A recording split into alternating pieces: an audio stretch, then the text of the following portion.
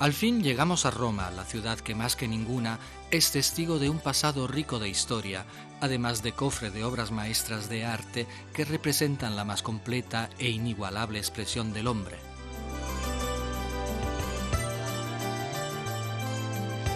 La primera imagen es la majestuosa Plaza Venecia, ubicada en el centro geográfico de la ciudad. Sobre la plaza se destaca el Victoriano, colosal monumento dedicado a Víctor Manuel II como homenaje a la lograda unidad nacional. Fue inaugurado en 1911 después de 26 años de trabajo y es obra del arquitecto Giuseppe Sacconi. La plaza toma el nombre del Palacio Venecia, una severa construcción del primer Renacimiento, antigua residencia del embajador de Venecia ante el Papa.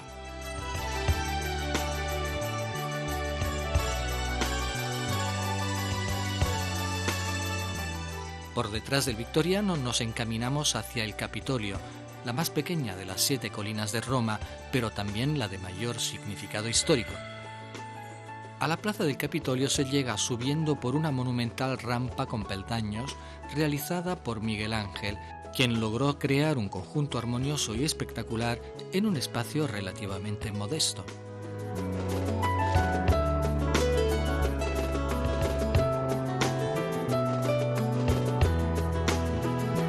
En el centro de la plaza tenemos la famosa estatua ecuestre de Marco Aurelio, copia del original, que ahora es conservado en la entrada del Museo Capitolino, uno de los edificios laterales de la plaza.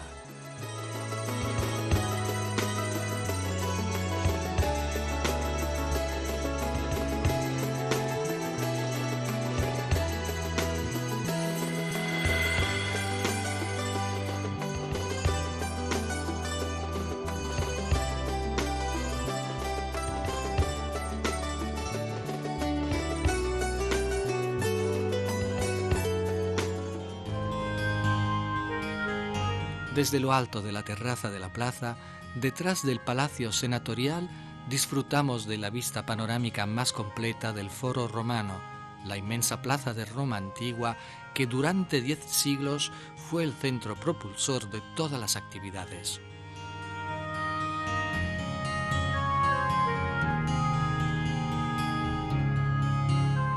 La Curia, sede del Consejo de Ancianos, o sea, del Senado, fue fundada por Tullo Hostilio, tercer rey de Roma, y reconstruida varias veces.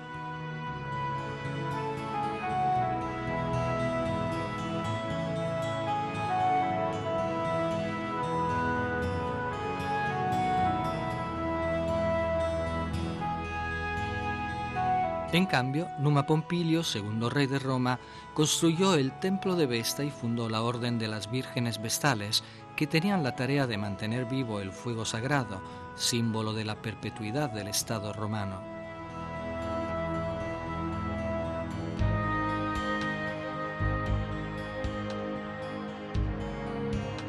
Las sacerdotisas tenían gran autoridad y eran muy respetadas.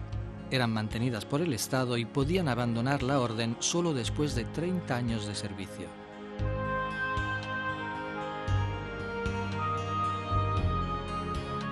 Si durante su ministerio rompían el voto de castidad o permitían que se apagara el fuego sagrado, eran condenadas a muerte y sepultadas vivas. A los divinos gemelos Castor y Pólux, hermanos de Helena de Troya, fue dedicado el templo del que quedan 3 imponentes columnas que resaltan nítidamente sobre el fondo del Palatino. Fue durante la República que se construyeron las primeras basílicas. No eran edificios religiosos, sino lugares para reuniones y asambleas, para intercambios comerciales y hasta tribunales.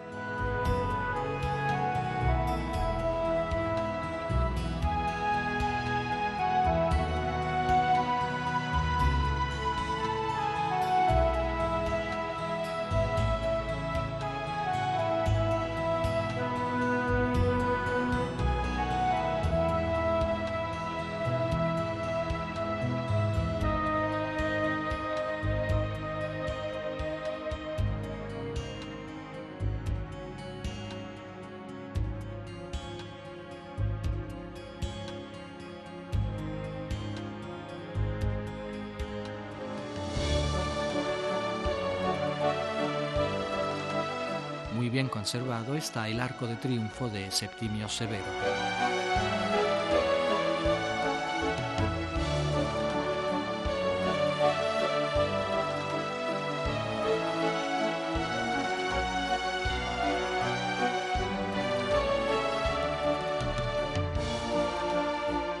Ya desde la época de César, el antiguo foro no era capaz de satisfacer las exigencias de una ciudad tan poblada. César, Augusto, Nerva y Trajano crearon entonces otras plazas monumentales con la intención de ampliar el centro civil, político y comercial de Roma. El foro de Trajano, realizado en el año 110 después de Cristo, fue el último y más espectacular foro imperial. La columna trajana fue erigida para conmemorar las victoriosas campañas de Trajano en Dacia, la actual Rumanía.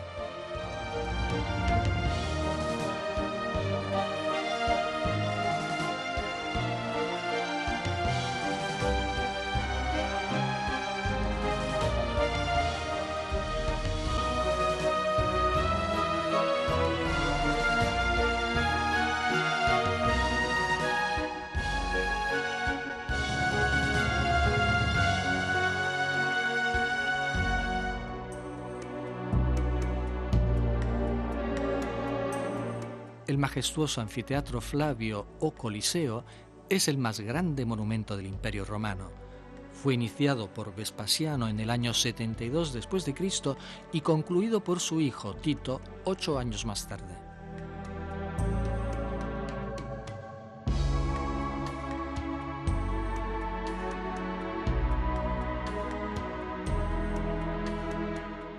El enorme anfiteatro podía contener unos 70.000 espectadores, oportunamente protegidos del sol con el velarium, un toldo de tela abierto al centro. El Coliseo estaba destinado principalmente a los combates de gladiadores y a la cacería de animales feroces, para lo cual se preparaban complejas escenografías. En la época de Trajano combatieron 10.000 gladiadores y fueron matadas 11.000 fieras.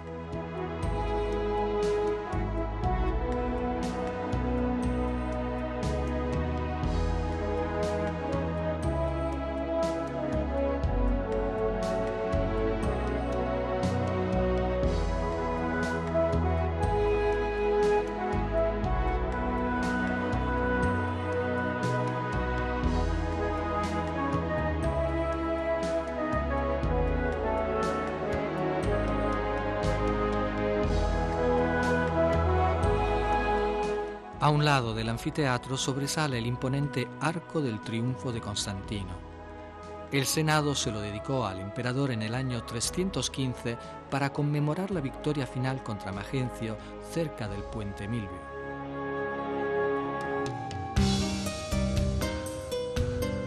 El valle, entre el Palatino y el Aventino, conserva la planta originaria del Circo Máximo, el más grande estadio para carreras de vigas y cuadrigas. Sus gradas podían contener a más de 250.000 espectadores.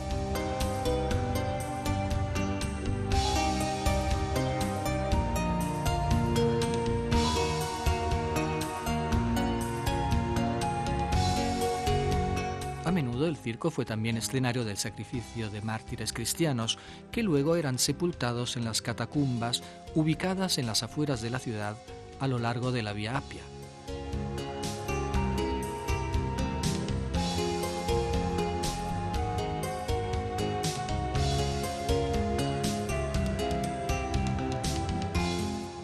La avenida salía de Roma por la Puerta Appia o de San Sebastián, la más grande y mejor conservada de la muralla aureliana, construida aproximadamente en el año 270 después de Cristo.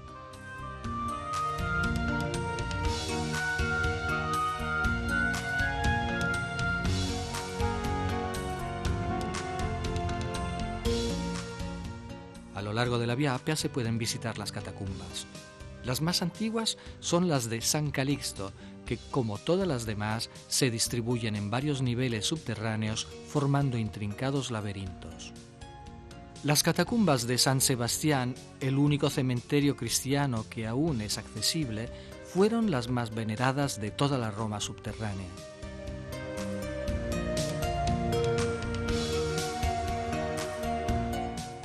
Continuando por la Vía Appia llegamos al famoso sepulcro de Cecilia Metella, que se destaca sobre el verde de la campiña romana.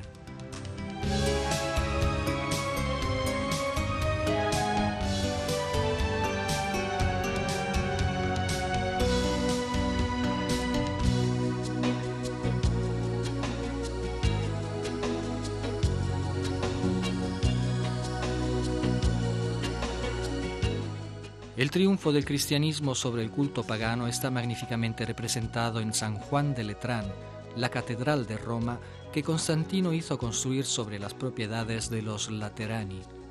En estos edificios vivieron los papas por casi un milenio, hasta 1378, cuando se establecieron en el Vaticano.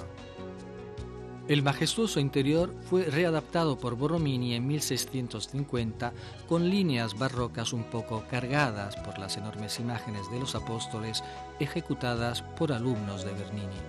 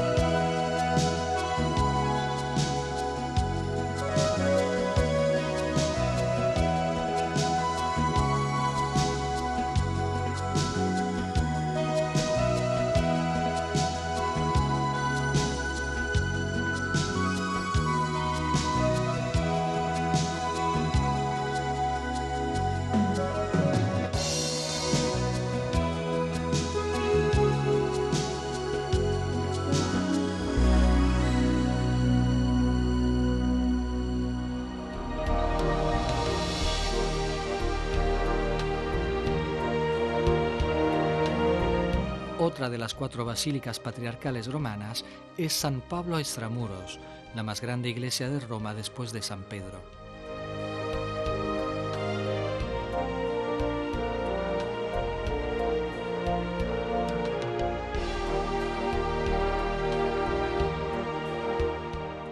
En la entrada, en un espléndido cuadripórtico, resalta la imagen de San Pablo.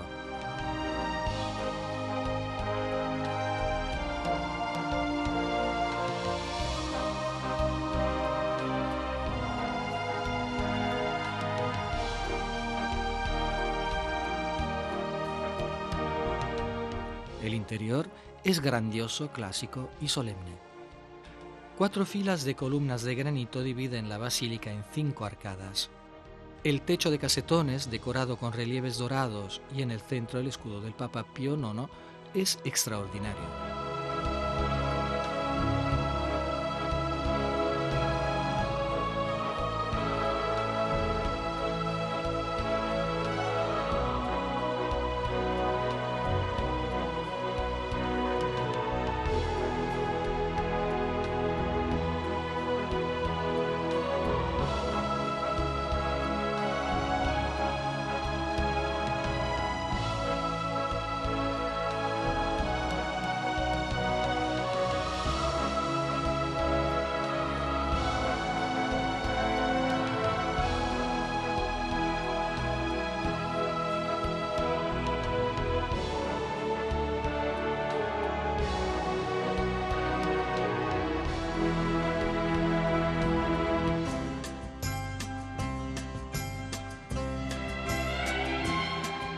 Otra basílica patriarcal es Santa María la Mayor, erigida, según la leyenda, luego que en ese lugar nevara milagrosamente el 5 de agosto del año 356. Fue consagrada por Sixto III en el año 431.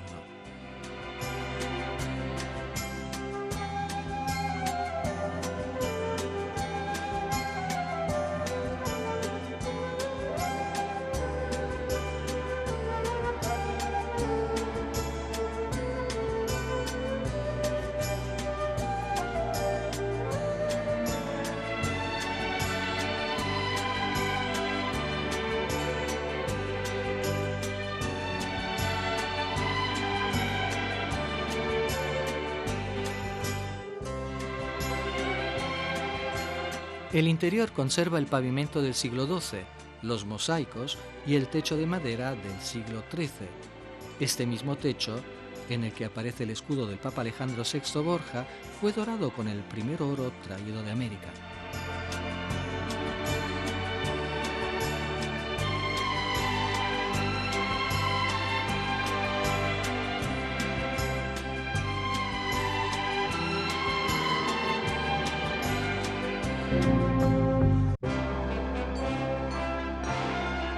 Otra inolvidable vista de Roma la podemos apreciar desde el Gianicolo.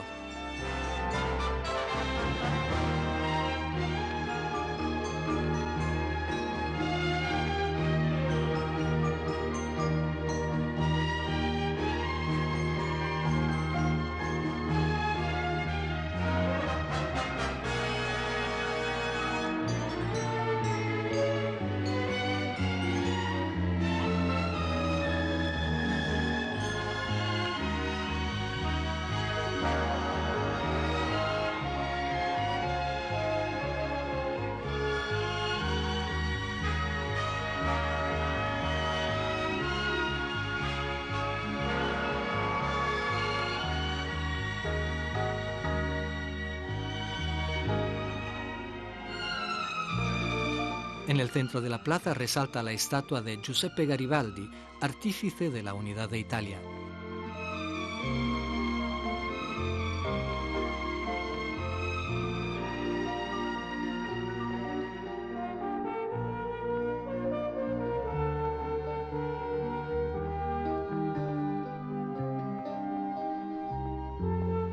Una terraza de la colina está decorada con la fuente del Agua Paula, dedicada al Papa Pablo V Borghese, que la hizo construir en 1612 para conmemorar la finalización de la restauración del acueducto de Trajano, que alivió la dramática escasez de agua que la ciudad había padecido durante toda la Edad Media.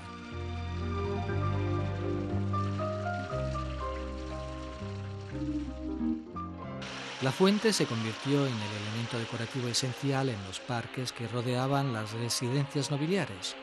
El ejemplo más saltante de esta moda lo hallamos en los jardines de la Villa d'Este, en Tivoli, maravillosa demora diseñada por el arquitecto Pirro Ligorio para el cardenal Hipólito d'Este a mediados del siglo XVI.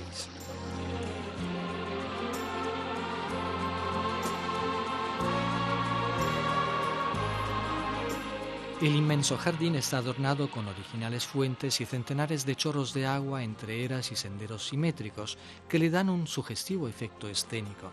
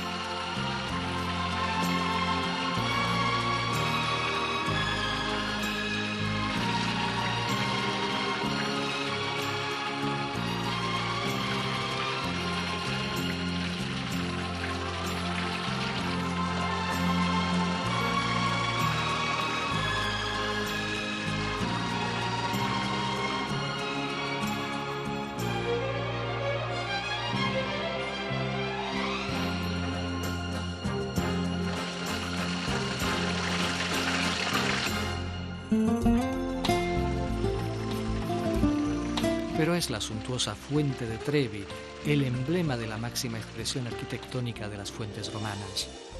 Realizada por Nicola Salvi a mediados del siglo XVIII, la composición enlaza elementos arquitectónicos y naturales en un conjunto de gran espectacularidad.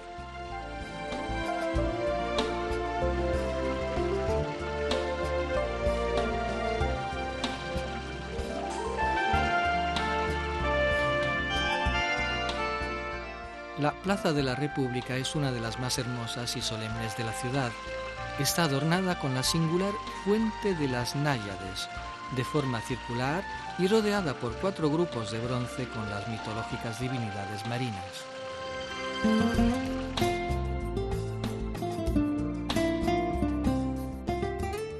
El parque más visitado de Roma es Villa Borghese, un tiempo propiedad de la noble familia Borghese.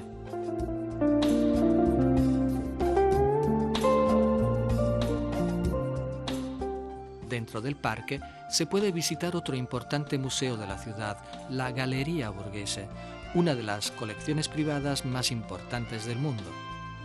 Entre sus tesoros vemos la célebre estatua de Paulina Bonaparte, hermana de Napoleón. Esta obra maestra, ejecutada por Antonio Canova, es un magnífico ejemplar del estilo neoclásico. Otra famosa estatua, esta vez de Bernini, es el David, ágil y alerta en la actitud de tirar la piedra contra el gigante Goliat. Maravilloso es el grupo de Apolo y Dafne con la metamorfosis de la ninfa en árbol de laurel. Y para concluir, el grupo de Plutón y Proserpina, en el que al vigor masculino se contrapone la suavidad del cuerpo femenino.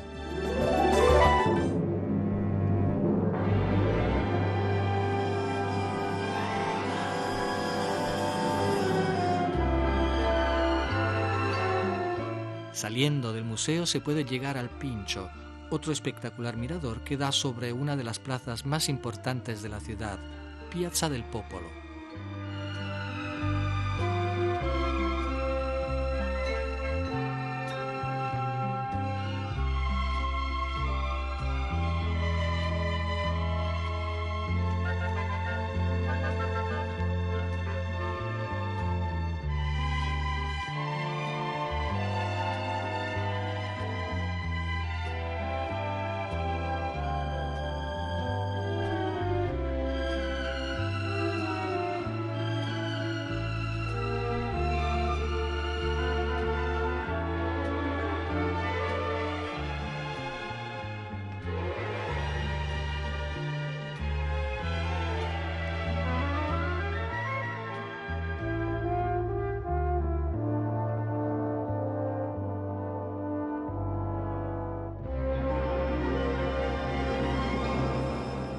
Y así llegamos al centro de la Roma del siglo XVIII, la escalinata de Trinità dei Monti, desde la cual se desciende a la Plaza de España. Otra conocida fuente adorna la plaza, la Barcaccia, realizada por Pietro Bernini, padre del aún más famoso Gian Lorenzo.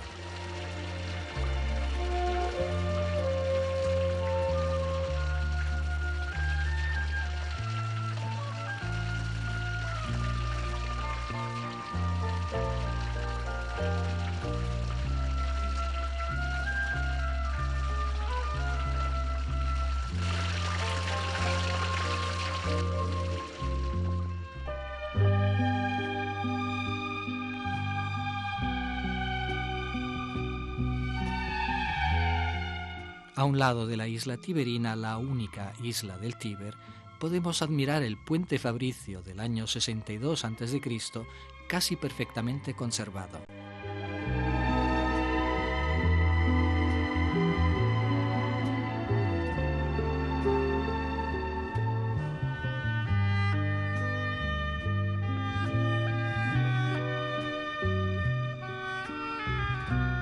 En las cercanías se yergue otra iglesia, Santa María in Cosmedin.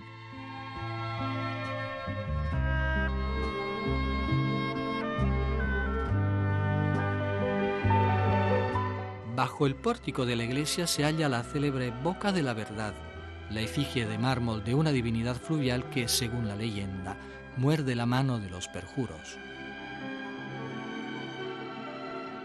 En la plaza ubicada delante de la iglesia podemos admirar, bien conservados, el templo jónico de la Fortuna Viril y el circular templo de Vesta de la época de Augusto.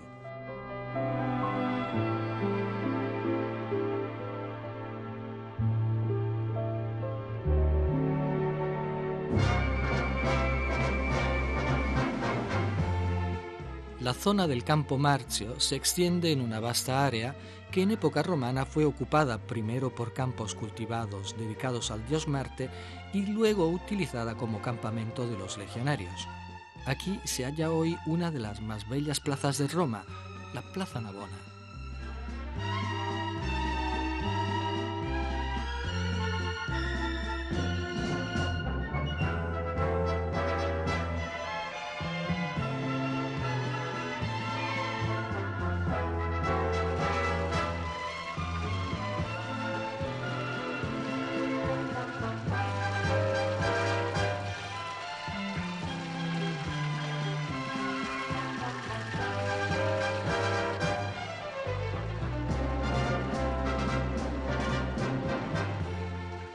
Al centro de ella se destaca la monumental Fuente de los Cuatro Ríos, ejecutada por Bernini, una magistral representación alegórica de los 4 continentes de la Tierra entonces conocidos, en la figura de los ríos Nilo, Ganges, Danubio y el Río de la Plata.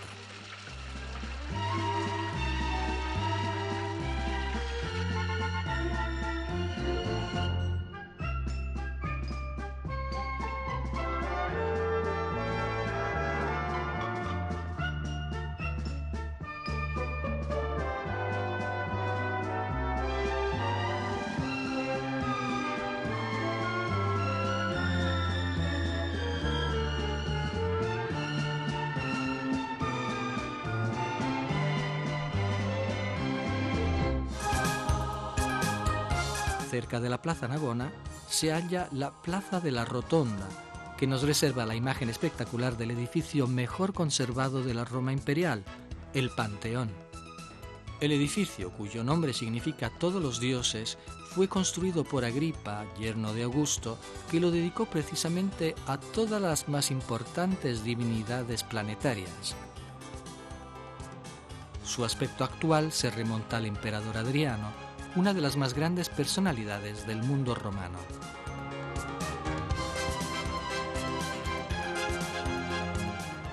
El interior, que custodia los restos de uno de los más grandes pintores italianos, Rafael, y también los de los últimos reyes de Italia, es solemne y grandioso.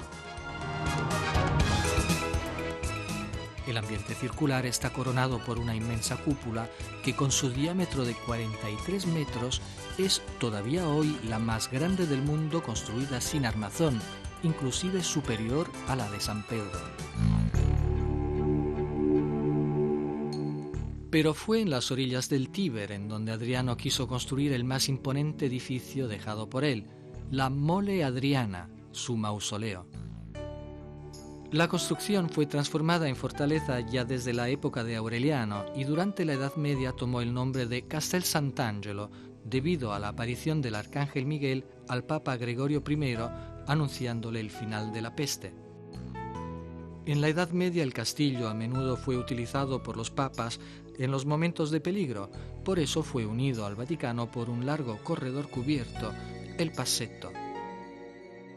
Desde Castel Sant'Angelo se admira uno de los más espectaculares panoramas de la ciudad. Ante todo, resalta el inmenso volumen de San Pedro y su célebre cúpula, afectuosamente llamada por los romanos el Cupolone. A la inmensa plaza que antecede la basílica se llega por la Vía de la Conciliazione. La plaza, realizada a mediados del siglo XVII por Gian Lorenzo Bernini en solo 11 años, está rodeada de 284 columnas distribuidas en 4 filas. Complemento ideal de la basílica, representa en los 2 hemiciclos que la forman los brazos de la iglesia extendidos para acoger a las multitudes de todo el mundo.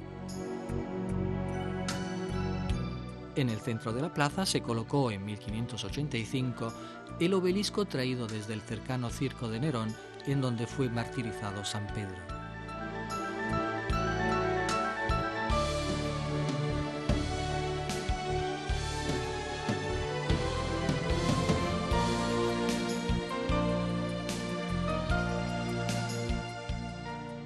La basílica primigenia fue mandada a construir por Constantino sobre el sepulcro de San Pedro y fue completada en el año 349 después de Cristo. El interior es de una grandiosidad difícil de captar a primera vista.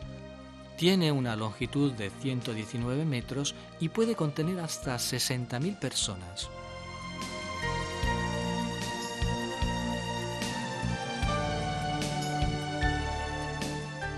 Es muy venerada la severa imagen de bronce de San Pedro, atribuida al escultor florentino del siglo XIII, Arnolfo di Cambio.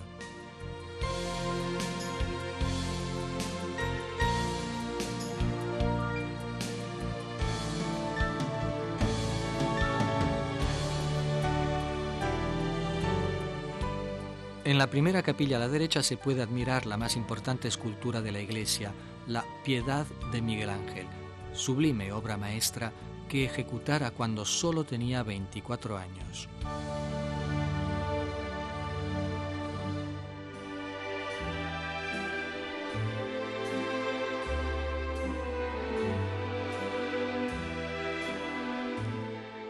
Desde lo alto de la cúpula se puede admirar el panorama de la ciudad y de los jardines del Vaticano, el estado más pequeño del mundo que, en sus edificios renacentistas, encierra incontables tesoros de arte.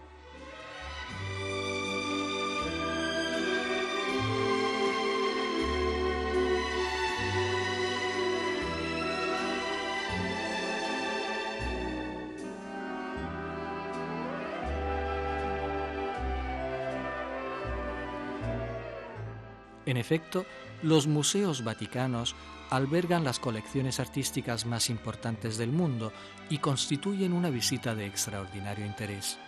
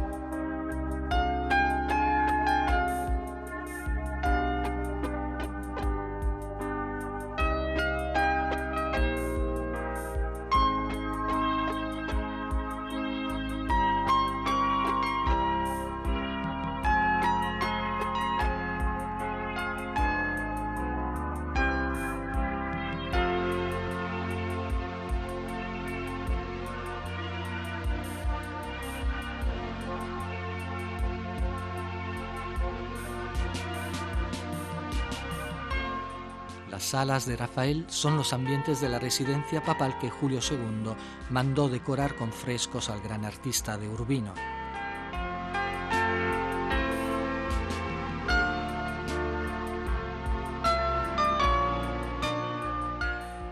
Las obras maestras se hallan en la Sala de la Señatura, la Disputa del Sacramento, con la alegoría de la religión, o sea, la potencia de la fe, y en la pared de enfrente la Escuela de Atenas, con la alegoría de la filosofía en sus principios fundamentales, el idealismo de Platón y la realidad de Aristóteles.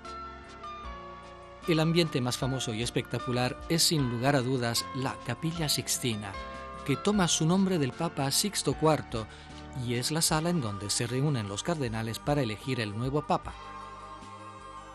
Las paredes laterales fueron decoradas por los más famosos artistas del siglo XV, entre los cuales tenemos a Sandro Botticelli.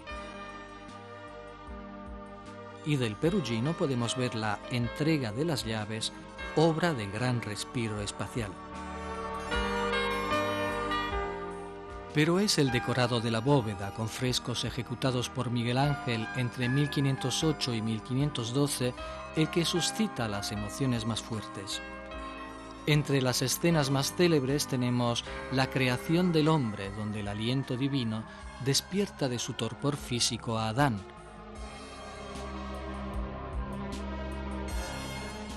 Alrededor se alternan escenas de la creación con imágenes de profetas y sibilas en actitud fervorosa y pensativa.